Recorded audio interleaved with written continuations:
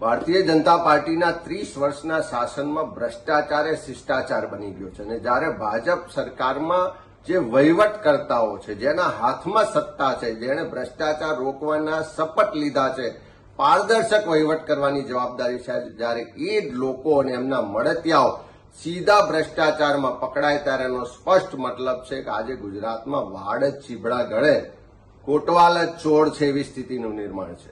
દાહોદમાં વારંવાર રજૂઆતો થઈ કે મનરેગામાં ખૂબ ભ્રષ્ટાચાર થાય છે, સ્થળ પર કોઈ કામ થતા નથી અને બારોબાર બિલો ચૂકવાઈ જાય છે અને એમાં મોટા માથાઓ સંડોવાયેલા છે, પણ સરકારે પગલાં ન લીધા.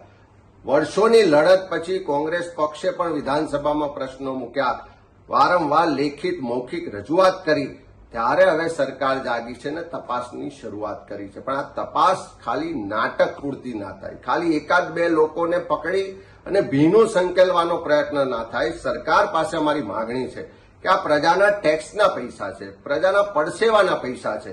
આ મનરેગા યોજના ગરીબ સામાન્ય માણસને 100 દિવસ રોજગાર મળે એટલા માટે આ કાયદો લાવવામાં આવ્યો છે.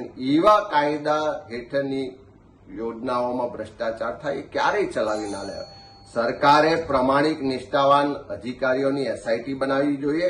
દાહોદમાં જો તટસ્થ રીતે તપાસ થશે તો હજુ પણ મોટા માથાઓ આમાં પકડાશે અને 100 કરોડ નહીં 200 કરોડ કરતા વધારેનો ભ્રષ્ટાચાર બહાર આવવાનો છે.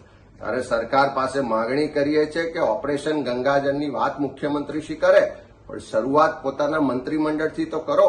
આજે એમના જ પરિવારના સભ્યો આ ભ્રષ્ટાચારમાં સંડોવાયેલાનું બહાર આવ્યું છે, તો તટસ્થ તપાસ કેવી રીતે થશે? તટસ્થ તપાસ કરાવવા માટે પ્રમાણિક અધિકારીઓને મોકલવા પડશે અને સરકારે પણ પોતાની પ્રમાણિકતા આમાં દર્શાવવી પડશે અને ઓપરેશન ગંગાજળની શરૂઆત પોતાના મંત્રીમંડળથી સરકાર કરે એવું આજે ગુજરાતના લોકો ઈચ્છી રહ્યા છે.